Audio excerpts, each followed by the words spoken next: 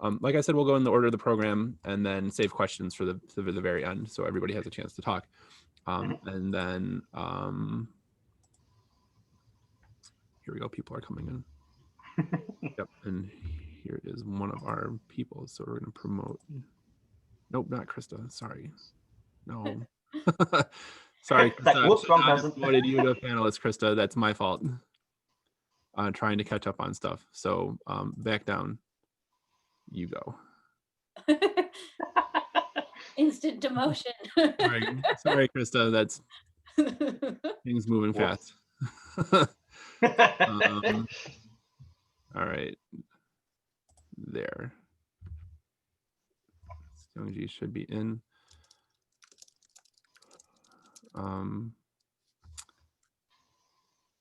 And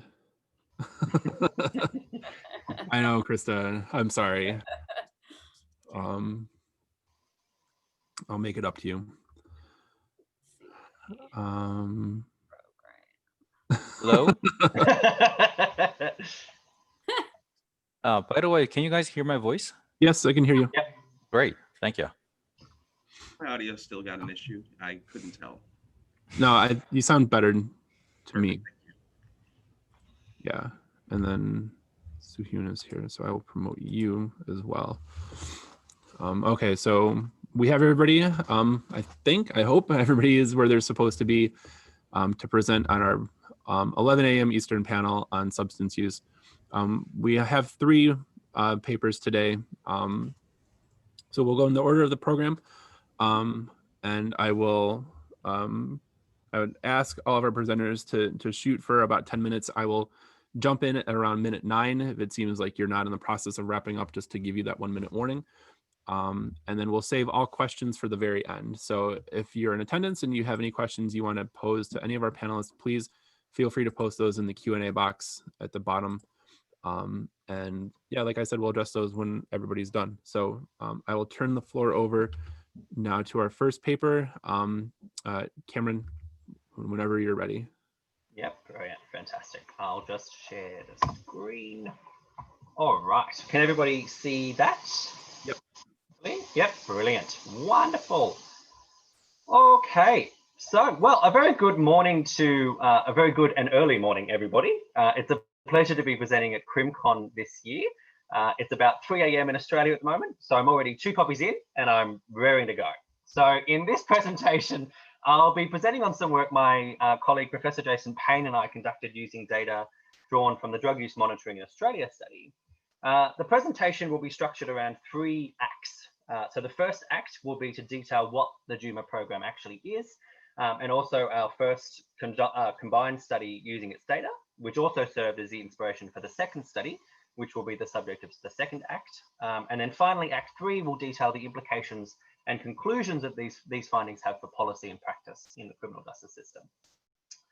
So our story begins with the Drug Use Monitoring in Australia, or the JUMA program. Established in 1999, the JUMA program is the longest and largest running cross-sectional study of police detainees in Australia and possibly the world. JUMA collects data, both official administrative data for the current period of detention, as well as self-report data on demographics, prior offending, and current and past drug use. JUMA also incorporates quarterly addenda that explore a topic of national interest. A unique element of the JUMA program is its collection of voluntary urine samples for urinalysis. And at most recent count, JUMA had conducted over 70,000 interviews and collected over 50,000 urine samples. So the first of our studies using this data explored whether those drug-using detainees who have been screened as dependent by the validated screening tool known as UNCOPE actually go on to identify themselves as dependent. This matters given that treatment programs often rely on individuals volunteering information about their drug-using behaviours. And if an individual is not willing to identify themselves as dependent, they may not qualify or be prioritised for treatment. As luck would have it, JUMA allowed us to test this very hypothesis. And in a subsequent paper, we showed that 32% of detainees who were screened as dependent did not subsequently self-identify. However, that prior analysis raised an interesting question for the 2 of us. While we included controls for the type of drug, the longevity of drug use, and the frequency of recent drug use, we did not include controls for the individual's recent criminal offending. This matters for two reasons. First, if those individuals who identify with their dependency commit a higher number of criminal offences, treatment programs that rely on self-report items may be inadvertently treating offenders who are situated at the more serious end of the offending spectrum. Second, given the recent renaissance of identity theory in criminology, it is important that we explore whether a drug-dependent identity potentially energizes criminal offending. This recent revival, if you will, of identity theory suggests that both personal and social identity are powerful mediators of antisocial conduct, including the frequency of both criminal and drug-using behaviors. And so every effort should be taken to understand if a drug-dependent identity is associated with a greater involvement in crime. So given this, we move into Act 2 and we ask one question. Among a sample of drug-dependent police detainees, do those detainees who identify with their dependency commit a greater number of criminal offences? To answer this question, we return once again to the Duma program. And of the current sample, the majority were non-Indigenous and male. Most were cannabis users, followed by speed or ecstasy users, and with heroin or other opiate users representing around 15% of the sample. A large proportion had started using drugs greater than 11 years ago and currently use drugs on 16 or more days per month. Of interest, however, was the finding that at a bivariate level, rates of identifying as drug dependent were most common among high frequency users and lowest for users who had initiated drug use in the last 2 years, with a linear relationship observed showing that the longer an individual had been using drugs, the more likely they were to identify as dependent. Women, perhaps not surprisingly, were more likely to self-identify as dependent, as were younger detainees and those who identified as Indigenous Australian. However, to test the individual effects of each of our predictor variables, we obviously use a negative binomial regression model, split into 3 separate iterations. In model 1, we explore the independent effect of self-identification of dependency on predicting recent offending. In model 2, we explore the effect that our drug use indicators, here on the left, have on predicting prior offending. And in model 3, we explore these effects while controlling for the demographic factors on the right. The results. Well, perhaps a sigh of relief, we find that self-identifying drug-dependent detainees had a higher frequency of recent offending. In model 2, this finding remains even when controlling for detainees' drug use profile. Model 2 also indicates that high frequency and long-term drug users received the highest number of criminal charges, though the latter was not statistically significant. Finally, in model 3, controlling for both drug use and demographics, we find that self-identification remains statistically associated with an increase in recent offending. Of the drug use covariates, a linear relationship was observed between showing the longevity of drug use and the number of criminal charges, with longer use now statistically associated with a greater involvement in crime. With respect to the frequency of recent drug use, those who had used on 16 or more days in the last 30 were more likely to have a greater number of charges. And lastly, a detainee's gender was not statistically related to a higher frequency of offending, although identifying oneself as Indigenous Australian was. So with these findings in hand, we now turn to the final act and we ask one question. What do these results mean for scholars and public policy experts? First, it is significant that those drug-dependent offenders who identify with their dependency have higher rates of recent offending. We argue that this is either because dependency identities are formed as a technique of neutralization, or because those same identities energize action that is consistent with the social scripts that define dependency-related behaviors. In this case, crime. Therefore, it could be that the self-reporting of a dependency is not so much about identification with drug use as a problem, but rather the adoption and integration of drug use and crime as a way of life. This finding has particular importance for drug treatment programs that are embedded within the criminal justice system. Our findings suggest that best practice treatment must account for the potential that behavioral continuity results from the internalization of a strong drug-using identity. Whereas traditional cognitive behavioral interventions might target environmental cues and triggers for drug use and criminal relapse, it appears equally important that there be dedicated work on identity transformation as a core feature of the cognitive change process. Specifically, interventions targeted to individuals who self-identify will likely be most effective when an identity deactivation process has been initiated, whereby an individual's drug-using identity can be de-emphasized with respect to its influence on the individual's behavior. Finally, And as a point of interest, it is worth noting out that around 30% of our drug-dependent sample did not identify as dependent. While these offenders had lower rates of recent offending overall, they were by no means inactive in their criminal participation and are equally likely to need drug treatment. What matters here is that this sizable group of offenders do not see themselves as dependent and are likely to be less motivated to redress their drug use. However, some will end up on treatment programs motivated not by the desire to change their drug use, which they currently don't see as a problem, but by a desire to avoid more serious sanctions. Drug courts, for example, have long struggled with the idea that drug treatment is a coercive practice that sometimes encourages offenders to perform treatment without genuine motivation for change. Further, there is a risk that mandating treatment to those who have yet to come to identify with a drug-dependent identity may in fact offer differential association environments which further exacerbate or escalate the internalization of this drug-using identity, the very objective these interventions aim to prevent. So, if the empirical evidence from this presentation and the broader drug crime literature has shown anything, it is that future work will be needed to address and disentangle the true relationship between drugs, identity, and crime. Thank you very much.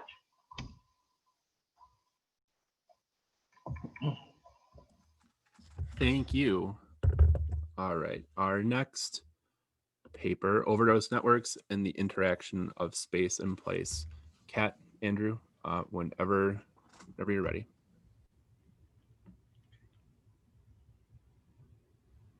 Does that look good, y'all? Yep. All right, great. Thank you guys so much for being with us today. My name is Kat Albrecht, and I am here with my co-author, Andrew Burns.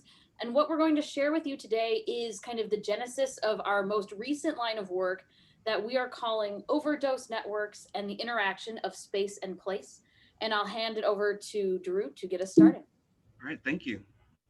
So just a bit about the setting. We're focusing on small towns in Ohio and the United States. And the focus that we're actually specifically keying in on is the area of Sandusky, Ohio, population of approximately 25,000. It's got a lot of positives. USA Today voted it the best coastal small town in America in 2019. Its main industry is tourism, followed by manufacturing. If you recognize Cedar Point in the image, that's why. Also, there's a lot of issues that Sandusky has. Specifically, there's a 22% poverty rate. This is pre-COVID, and they were the worst county for COVID job loss in Ohio. Obviously, this is above the average. Next. The background about the opioid crisis in the United States kind of focuses in on Sandusky as well. From 1999 to 2018, the age-adjusted opioid death rate rose from 6.1 nationally to 20.7. So that's an over 300% increase. But when you look at Ohio, the increase is 2,200% in that same time period. And for Erie County, which Sandusky is the county seat for, that number is 2,500%, the increase over that time period. Also, you'll see on the right, the Daily Mail did an article about a Facebook Live video that went viral out of the city of Sandusky, where two people were overdosing in a McDonald's parking lot. Both of these individuals were rescued by bystander intervention. And that brings us into our question, of course. So the problem that we have is that more detailed information on overdoses in small towns is needed, especially with regard to policy impacts. And I will bring this back to Kat. And the way we want to attack this problem, to think about how changing landscapes of policy and policing change overdose experiences, is using some kind of quasi or natural experimental design. And that's delivered to us in Sandusky in the form of House Bill 110 that went into effect on September 13th of 2016.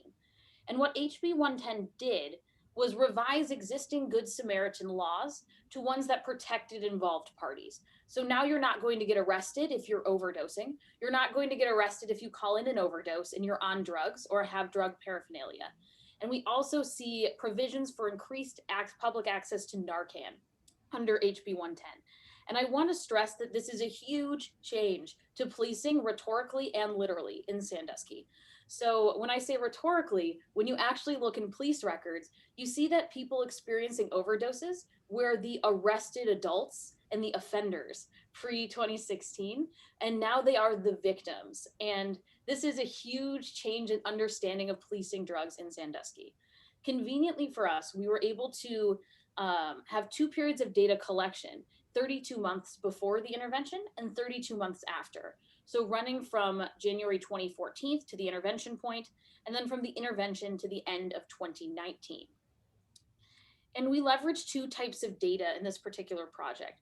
The first are Glyph police report data, which is administrative data from the police department.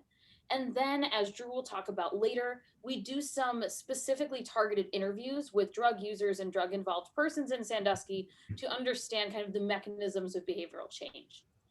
But we'll start with that administrative data, and what it is it's calls for service. So EMS calls for service for overdoses and narcotics overdoses from 2014 to 2019.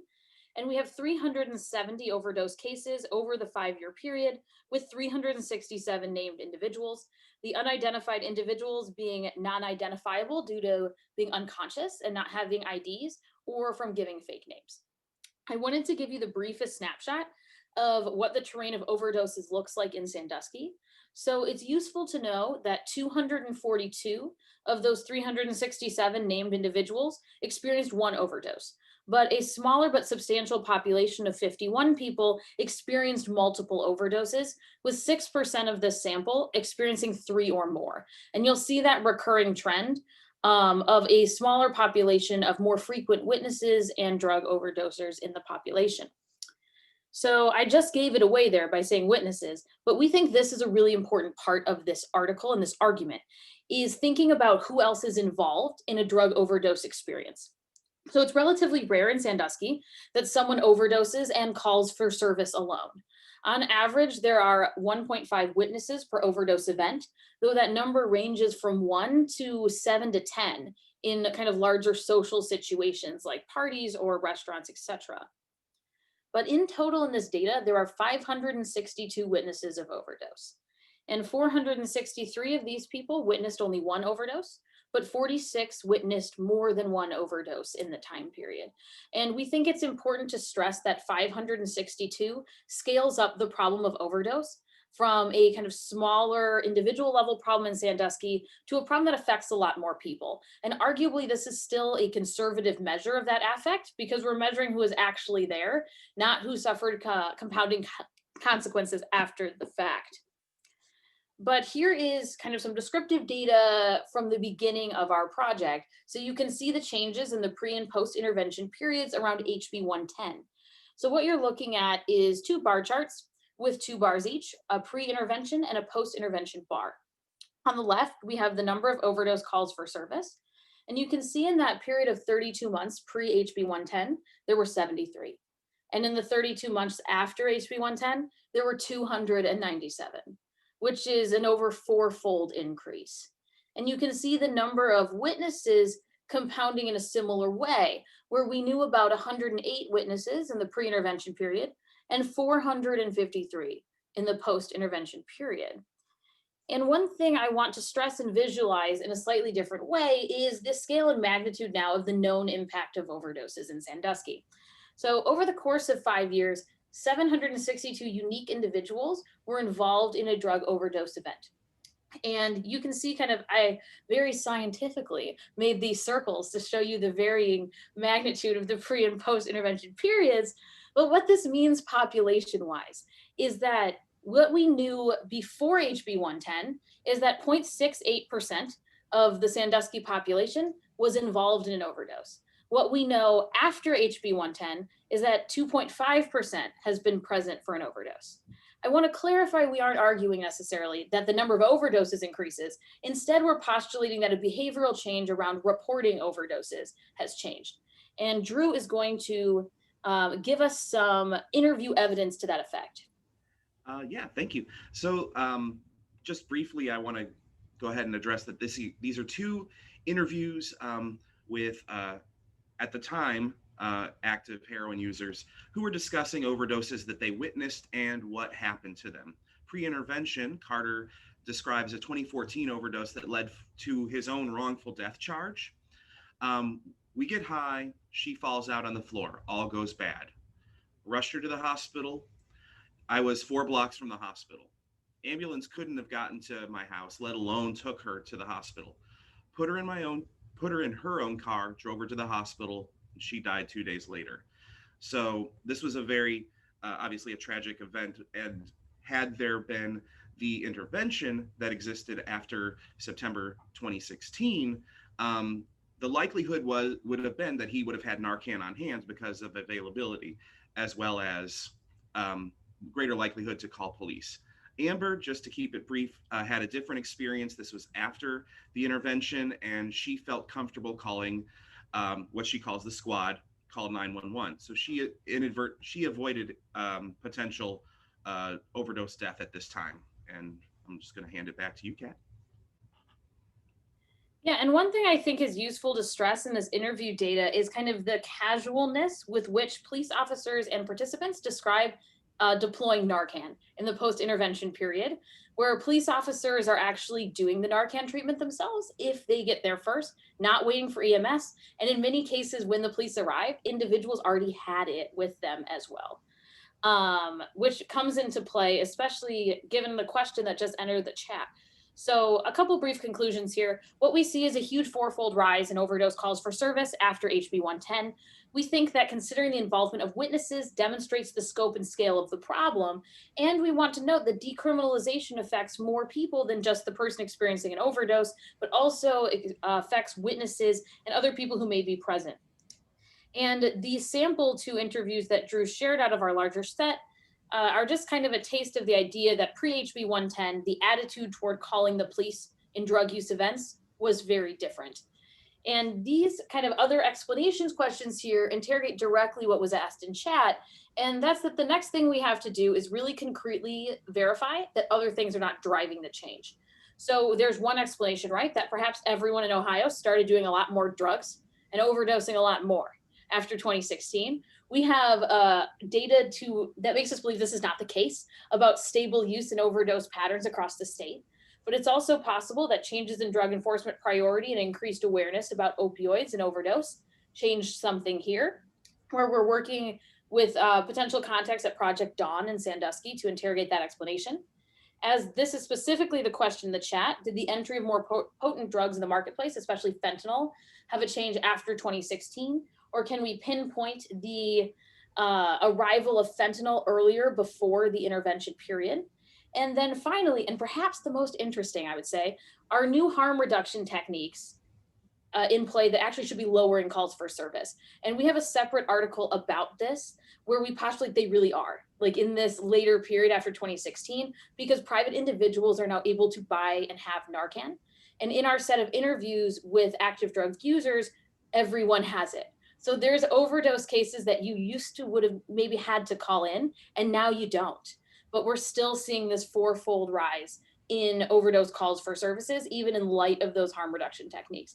So ferreting out how those explanations work together is our next step. Thank you guys so much for your attention. Hit us up on Twitter or scan the QR code, and thank you for your time. Thank you so much. And hey, I want to shout you out, right? Because in doing the 10 minutes, we really wanted people to be creative with how they did their stuff. And your pioneering work in overlapping circles, I think, Kat, you deserve a lot of like data. Hire me now. Yep. Yeah. Oh yeah. Yeah. If you're in here looking to hire Kat Albrecht, consider this a strong recommendation from CrimCon. Thank you so much. Our final paper this morning, crime in marijuana dispensaries, a risky facilities analysis. Hello, everyone. Can you see my slide? Yep. Great. Well, thank you so much for the invitation. And we're talking about what we do know about the hot pot spot in Colorado Springs. It's not just a hot spot, it's a hot pot spot, because we are going to focus on the the population of marijuana dispensaries located in Colorado Springs. And especially we're going to focus on, does who owns these pot shops really matters for the crime prevention or crime generation? So for the first screen, as you can see from here, we have several dots over there, and these dots are not simply a marijuana dispensary. These are the marijuana dispensaries of medical dispensaries. Because Colorado Springs is one of the unique cities in Colorado, in central Colorado, and the city government decided not to open up the business place for the recreational marijuana. So we only have medical pot shops inside the city. And because of this reason, the city gives us a very unique situation and environment to analyze the study to find out whether or not there's any specific role that the property owners of the pot shops are going to make crime generation or crime prevention. Again, this study is co-authored by me, myself, and Dr. SooHyun and Tarleton State University, and John Eck from the University of Cincinnati. Let's move on to the next slide. So why we ask this question? Because no one did it before. Most of the studies, well, from best of our knowledge, I think 100% of all studies only focused on the spatial correlation between the marijuana dispensary, pot shops, and community crime. I say community crime because those studies are only focusing on the number of crime in a street segment, block group, census tract, or communities. But they do not look at any sort of the variations of crime across different pot shops in a city. So we're looking at the number of crime at pot shops, not surrounding area. We're not interested in neighborhood. We're looking at the crime because we see that many different pot shops has different number of crime experience in our city. In addition to that, we'd like to focus on why this is an important question, because we know that pot shop owners can do something for crime prevention, or sometimes they can do a bad job increasing the likelihood of crime. So we are focusing on the pot shop itself, not these adjacent areas. And this analysis was available because we have this data set.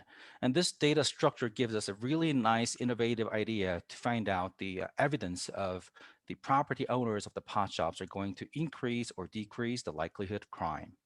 Let's start from the bottom line. You can see 392 crime events are located within 121 pot shops. And these 121 pot shops are the population of pot shops in Colorado Springs. And these are all medical dispensaries. And these 121 pot shops are also nested within 96 pot shop owners. So we have two different hierarchical nesting issues. First, 329 crime events are nested within pot shops, and these pot shops are owned by a few number of pot shop owners. As you can see from the top line, the diamond square, you can see these figures over there. Those numbers are the properties owned by those each pot shop owners. Some owners possess 4 pot shops, some owners possess 2 pot shops, and some pot shops are experiencing huge amount of crime, but some pot shops never experience crime. Because of this hierarchical data structure and the number of crime, number of pot shops, and number of pot shop owners, we were able to analyze the study. And this is one of the snapshots that we took from the downtown area from the Colorado Springs. And you can see 3 different important information from this map. The first one is the name of the property owners or name of the company who owns the marijuana pot shops. You can see Rocky Road Remedies LLC possesses 2 different pot shops in this snapshot area. You also see the numbers. These numeric figures are representing the number of crime. You also see the locations of the parcels where the pot shops are located. So this is very apparent that when you look into the oval shape, we have one of the oval shape in the northern area of this snapshot. It shows that the Rocky Road Remedies LLC experienced 27 crime events within a year. When you look into the southern region of this snapshot, another place that is owned by the Rocky Road Remedies LLC experienced 4 crimes. So when you add up these 2 number of crimes together, it's already 31 crimes per year. This is a huge amount of crime relative to any other places inside the city. We also see a very unique situation over here. JLP Wellness, which is just between the 2 different oval shapes in this screen, experienced 11 crime. And this place is only possessed by the JP Wellness LLC, and this is a single pot shop owned by that company. So we have very different situation right now. Some pot shops are owned by multiple owners and those are experiencing huge amount of crime, but some pot shops are owned by a single owner, which also could experience huge amount of crime. So we do this analysis to find out some evidence of what the owners are going to do with the crime prevention or crime generation for those pot shops. So we go for the traditional way to find out the distributions of crime across different pot shops in the city. And this graph shows you the evidence that it's a famous J curve, which shows that the crime is going to be highly focused on and concentrated at a few number or small percentage of the pot shops in the city. We also provide a Gini coefficient to show the evidence of the concentration. Gini coefficient ranges between 0 and 1. Approaching to 1 means it's highly concentrated or highly unequal. And Gini coefficient 0.74 shows extremely highly concentrated issues for crime at a small number of pot shops. This is a traditional graph that you have seen many different places. This is a new one. This is the graph that shows the distributions of crime across multiple owners in the city.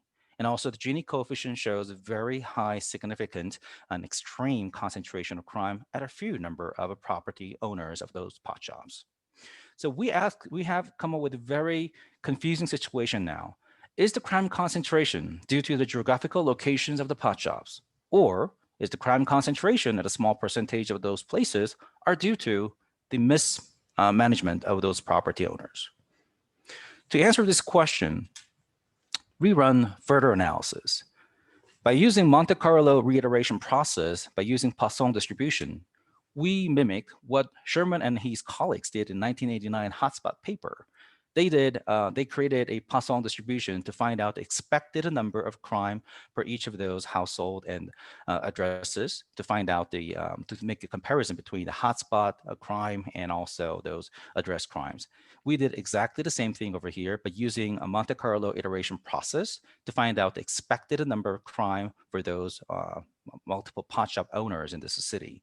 So if there is nothing to do with the crime prevention or crime generation from the pot shop owners, this should be the graph that we should see from this city across multiple owners. However, the reality is different. We see very high concentration of crime at a few number of property owners of those pot shops. So we have a huge amount of gap between these two lines. The observed line represented by the green dotted line is the expected graph, but reality shows very high extreme concentration of crime. So if owner does nothing, again, the pink or red line should mimic the Poisson distribution, but the reality is not that way.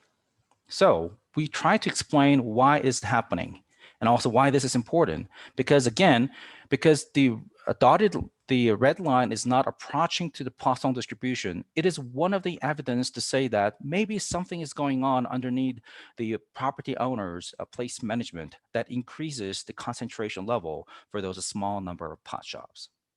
We also did a further analysis using hierarchical linear modeling to find out what is the variance of crime that can be explained by the property owner level in addition to the pot shop level.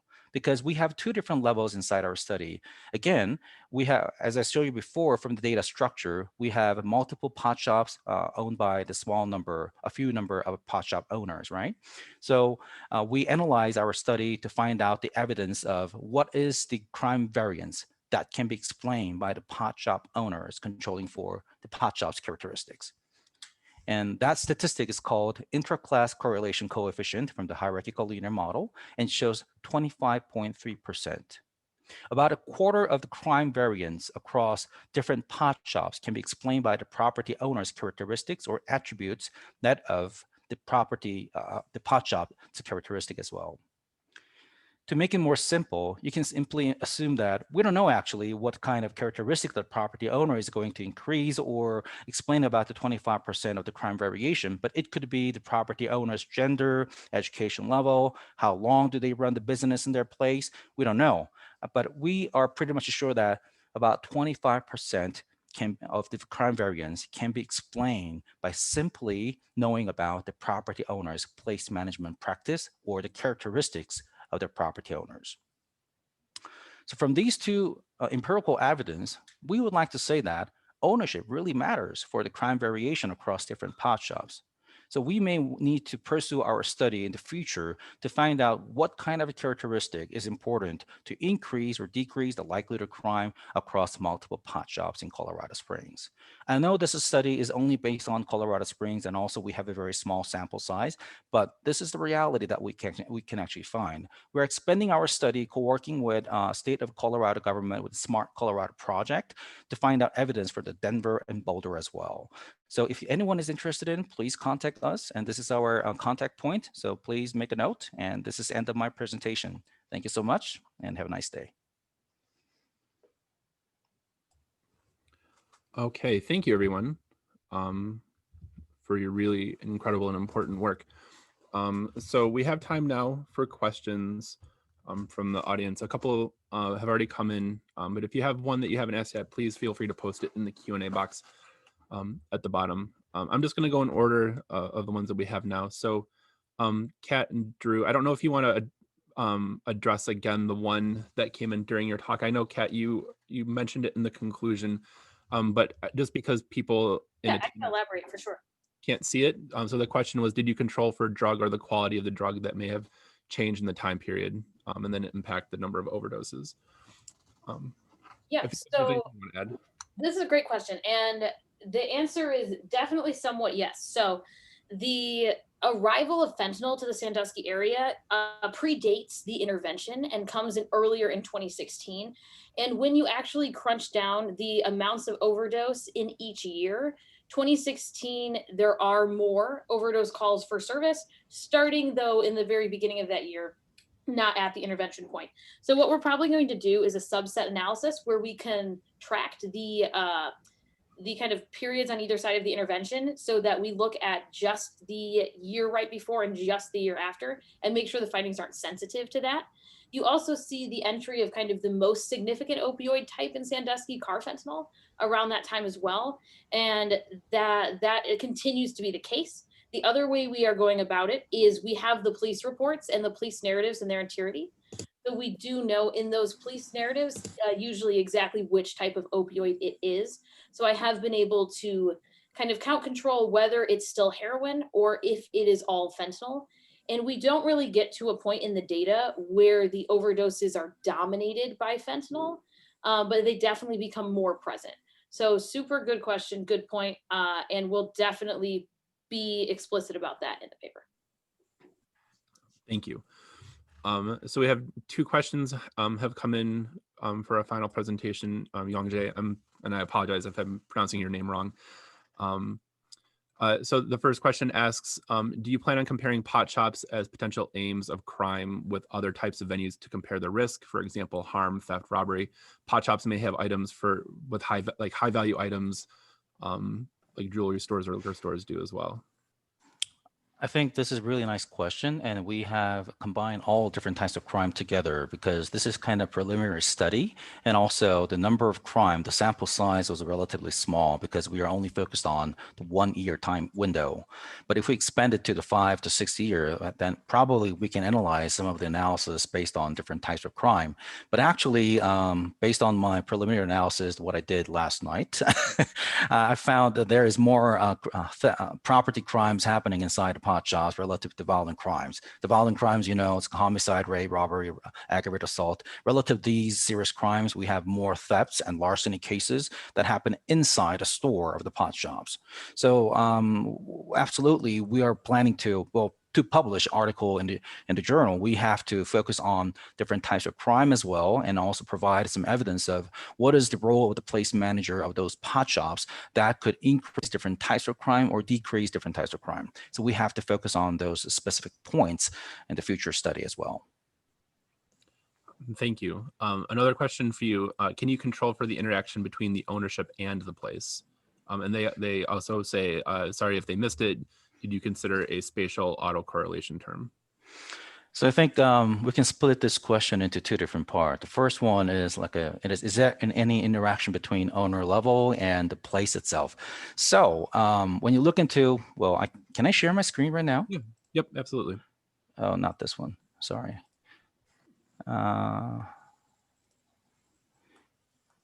Okay. So probably you can see the screen on my side. And as you can see from this snapshot, It didn't. Oh, there it goes. There we go. okay. As you can see from the snapshot, the locations of these places are pretty much separate, but also, we only have two different variables: crime and which place is owned by which owners. So we didn't include any different characteristics of these places. There's a specific reason. Um, First of all, this is a preliminary study. We'd like to find out evidence or empirical evidence that shows the fact that property owners or clustering multiple pot shops by the property owners are going to explain about the variations of crime. And we found evidence from the interclass correlation coefficient by using HLM, hierarchical linear modeling, and it's about a quarter of the crime variance can be explained. So we didn't consider any interaction effect between ownership and the place, but technically it's a sort of interaction because we are clustering multiple pot shops by the few number of property owners of those pot shops as well. So that might be the potential answer for the first question. And also for the autocorrelation, as you can see from the screen as well, these pot shops are pretty much not aligned with each other. They are separate places. And even if they look very close to each other, as you can see from here, they're very far away from each other as well. You cannot walk through one by one. Well, except one of the pot shops on the bottom line over there on the down part on the left side, there's a biomeds and the GL industrials. Except those two pot shops, you cannot walk through every different places because they are pretty much separate. So we didn't consider any autocorrelation, but also we run a autocorrelation detection by using Moran's eye. And we found that there is no autocorrelation between the crime and locations of other different types of crime with the crime actually happened inside the pot shops. So that might be a potential answer for this question. But also we are doing another analysis that is not actually about this paper to find out which geographical unit of analysis needs autocorrelation to be considered or not. Because most of the spatial studies are raised by some sort of question that they need to analyze autocorrelation or they need to control for the autocorrelation, but it depends by the topic, but it depends by the statistical geographical unit of analysis. If the geographical unit of analysis is not attached with each other, then autocorrelation is very unlikely. But if the geographical locations are very much connected with each other, like different communities are combined and adjacent with each other, then the autocorrelation may have more higher impact with each other as well. So it's another question, but I think it's a really cool and nice question. So thank you so much for asking those. Just a follow-up from me, just to give people a sense of scale of the map. About how far apart are the two Rocky Road remedies? Is this like a 5-mile difference, 10-mile difference? It's more than a 5-mile difference. Okay. Just to give a sense of scale. Yeah, I would like to put some kind of distance scale on the bottom, but it will actually hide some of the important part of the map. So I didn't do that. Sorry for it. Oh no, this is just me being me. The chat is Jason Payne. Well, everybody can see this. It's not hidden on the Q&A. So I guess I can read it just for recording purposes. Jason Payne asks, my question for the last presentation, was there any effort to control for crime density in each location before the pot shop was open? An equally plausible explanation might be that certain pot shop owners are more likely to open a store in higher crime areas / low socioeconomic areas, for example. That's really nice question. So first of all, it is not on this slide, but we have control for, not controlling, but we have created a index map using 4 different socioeconomic status, including the population of a single mother, population, number of household under the poverty level, population of the people who has the lower than high school degree, and also the population unemployed over 16 years old. So controlling for all of these 4 different socioeconomic factors and showing those indices by using density map and the map. And we try to find out the spatial connection between the locations of the pot shops and those socioeconomic status. And one of the interesting part was we didn't find any spatial correlation. So it may ask some simple question for the previous literature that focuses on the spatial association between the pot shop locations and the community crime, as I said before, the first slide, like a number of crime in a street segment, number of crime in a community, number of crime in a block group, they all failed to find significant correlation between the pot shop locations and the number of crime inside those communities. And this might be our additional analysis by using socioeconomic status may be a potential answer for it, because they do not open up their business places where the crime is wedded or where, well, socioeconomic status is seriously bad. It's not a place where the concentrated disadvantage is wedded over there. So we actually look at that kind of map and we're a little bit shocked, but that's another reason we would like to focus on the number of crime that actually happened, that actually occurred inside a pot shop itself. And none of the studies have done this analysis before. So I think this is one of the first studies to find out, but there are huge amount of different body of research that focuses on different facilities. For example, I think the Troy Payne also did a fantastic job finding out the evidence that within a small number of the facility, homogeneous type of the facilities, crime is highly concentrated over there, right? But also at the same time, when you look into the ownership, it's also concentrated at a small number of owners of that homogeneous type of the facilities. So we have a lot of different evidence for bars, apartments, hotels, and hospitals, but there's no studies that have done so far like this based on the pot shops. So this is kind of first preliminary study that we'd like to introduce at your conference. So we're very lucky to have this opportunity. Thank you. Okay, so that's been addressed. And then there was other conversation happening in chat.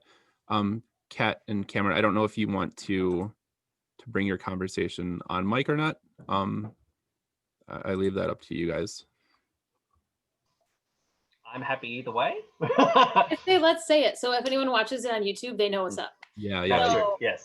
the question that I asked was, to what extent you think that institutional contact around drugs necessarily informs drug user dependent identity?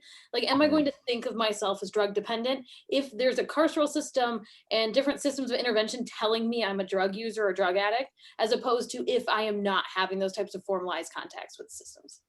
And I guess the simple question is probably yes, is that formal contact with the criminal justice system probably either escalates or is the driving factor behind whether someone will identify as drug dependent. Like, as you say in your question, you know, if it's not for the formal interaction with both the study but also the criminal justice system, the correlation that we see is probably just, as I said, a correlation between those who are already caught up in the system, and you've got this sort of top-down pressure, I suppose is the best way of putting it, saying that, oh, you're a drug user, you're being detained for, you know, a drug-related offense, you've been using drugs for, you know, more than 11 years, you're using drugs on greater than 16 days, etc. and so forth. All of that pressure probably goes some way to escalating that internalization of the drug-dependent identity. So yeah, absolutely, great question.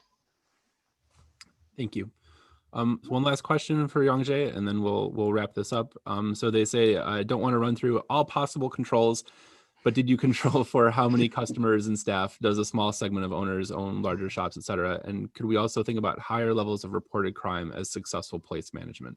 I think there's a lot to unpack there. Well, it seems like everyone wants to have all of the controls in my analysis, but that's fine. That's good. That's a very sexy idea, but I will do that. But anyways, the answer is, well, I don't have a perfect answer, first of all, is we didn't control for any sort of what is a staff, what is the number of staff owned by those properties, or how they manage those places. We don't know, but we just want to know what is the maximum percentage of the crime variance that can be explained by simply clustering those properties by the property owners by using interclass correlation coefficient. And it's about a quarter. It's a quarter of crime variation across multiple pot shops can be simply explained by the clustering properties by their property owners. It's huge. What kind of thing on earth can be explained about quarter amount of the percentage by using simple technique? So that's one of the evidence that we'd like to provide, but it's a really nice idea to incorporate the number of the guests or customers, patrons every day, the kind of traffics, or how busy those places are. I know there are some of the good studies that focus on the busy business places as well. I think we can mimic those studies in our further analysis, but we didn't control for those because we did not have any information about the property owners. But recently, we got some information from the El Paso County's County Auditor's Office regarding the number of, how many tax they paid for a year, how many revenue they earn, and also how many foot patrols are usually going over there for every day. So those kind of the detailed information for the crime prevention and public safety information has been retrieved from the Colorado Springs Police Department as well. So we may be able to do further analysis in the future. And I think I missed one of the questions. What was another part? Oops. Where did I put it? Could we think about higher levels of reported crime as successful place management? Oh yeah, so that's kind of, I don't know, questions, because it could be, right? If the place is going to have more crime reported, then it might be one of the evidence that more, they're prevented for crime. But this is the crime report. So usually when a crime happens, the police officer is dispatched to their place by using computer-aided dispatching system, and then it takes about 6 to 10 minutes, hopefully. And then if the case is cleared, it's going to be reported to the police department. So it's not actually about the effort for crime prevention, it's after crime report.